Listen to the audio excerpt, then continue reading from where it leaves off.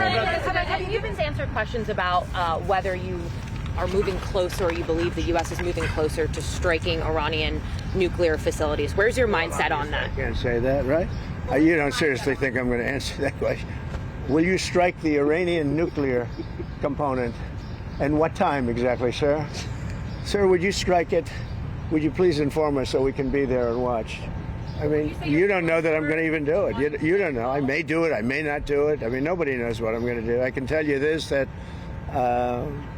Iran's got a lot of trouble, and they want to negotiate. And I said, why didn't you negotiate with me before? All this death and destruction. Why didn't you negotiate? I said to the people, why didn't you negotiate with me 2 weeks ago? You could have done fine.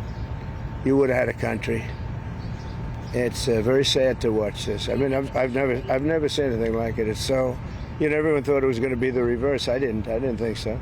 And I was telling them, you gotta do something. You gotta negotiate. And at the end, last minute, they said, no, we're not going to do that, and they got hit. Remember 60 days, and then came the 60. 61 is going to become a very famous number. That was one hell of a hit. That first hit, that was one hell of a hit. Not sustainable, to be honest. That's where it ended. It ended on the first night. Yes. Is it too late, though? Do you think it's too late to now? Really, nothing's too late. The only thing too late is Powell. Powell's too late. Too late, Powell. Have the Iranians reached out to you, Mr. President? What? Have the Iranians reached out to you? Yes. And what did you say? I said it's very late. I said it's very late to be talking. Mr. President, We may meet. It's.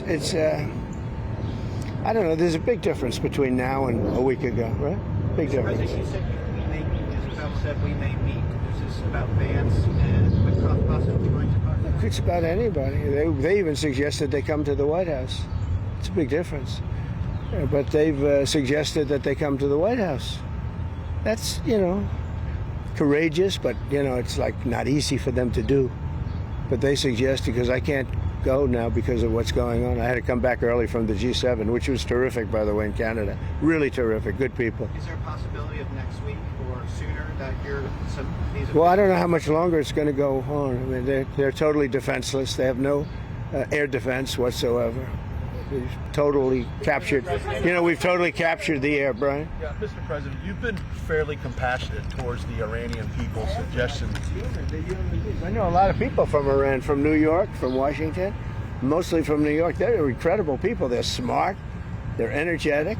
They can be difficult, but so can you. No, they're great people. Smart people. And those people are getting the hell beat out of them now. And it's really a shame. It's so stupid. It's so stupid. It's another one, Russia, Ukraine is so stupid. Would have never happened if I was president. You guys agree with that, right? Would have never happened if I was president. Putin would have never done it. And I spoke to him yesterday, and I said, he actually offered to help mediate. I said, do me a favor. Mediate your own. Let's mediate Russia first, okay? I said, Vladimir, let's mediate Russia first. You can worry about this later. But I think that's going to work out too, but it's so many people have been killed. The big thing with that one is far more people are dead than have been reported in the Ukraine, Russia. Many, many more people. A building falls down, they say nobody was hurt. It's like ridiculous. Why should not deportation?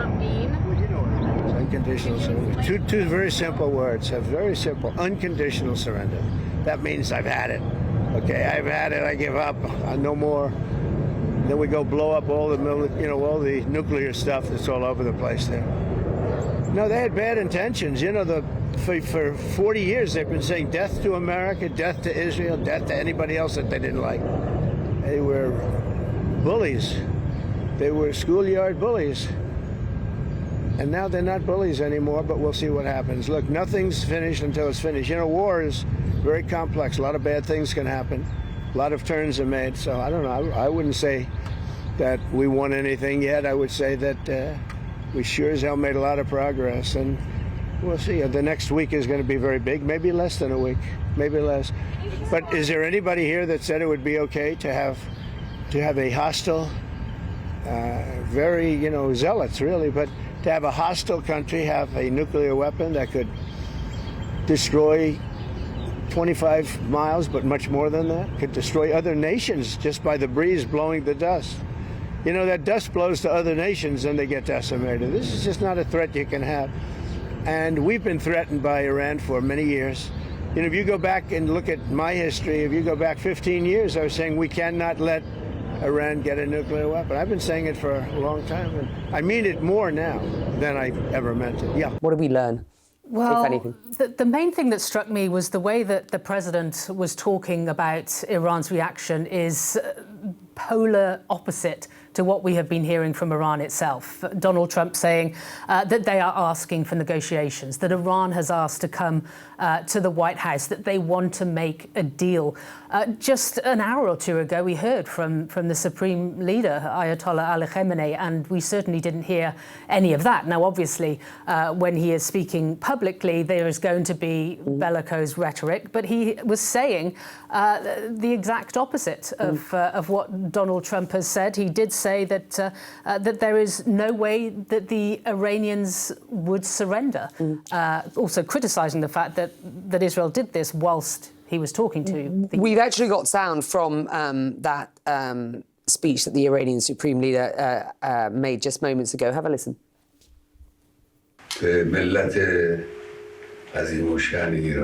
Surrender to what? The Iranian nation cannot be surrendered. We have not been subjected to anyone, and we will not accept any kind of submission, and we will not submit to anyone's submission.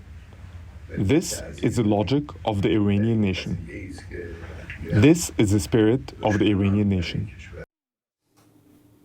Let's be very clear about this. I mean, earlier on today, overnight, in fact, US into regional time, Donald Trump had demanded the complete surrender of the Iranian regime in a post on Truth Social, the way, you know, in 2025, it seems, you know, diplomacy is conducted. What did you make of those comments that we've just heard there from the Supreme Leader? As, frankly, you know, the world watches and waits for the US president's next moves in this conflict?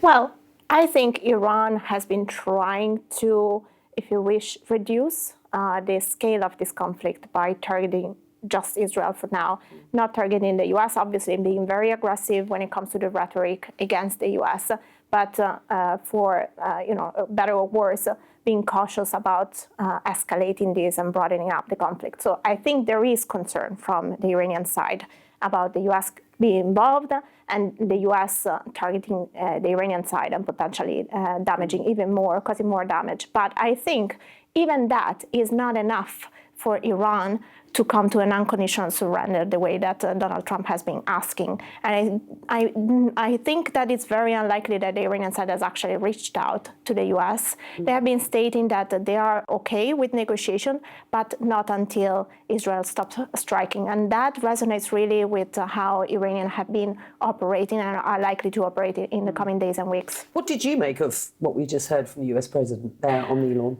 Well, the messaging is very confusing. I think yesterday with the posting on X, it seemed almost that the operation was happening last night or tonight. We know that the U.S. Embassy in Israel has been closed until Friday. So it seemed like the time frame resonated with what we have seen in terms of the movement, the deployment of naval capability, air capability in the region, the statements issued on X. And it seemed something was going to happen in the next 24 to 48 hours. What he said about the next week is going to be big seems to kind of confirm that trend. But at the same time, you know, they kind of muddling through and saying, I may do it, I may not doing, and the sustainability also about the type of strikes that were conducted on the first day makes me think that he might have not decided, and there might be other forces that are trying to still dissuade him from doing that. It is. I mean, you know, let's be quite clear about this and very transparent about this. It is very difficult to read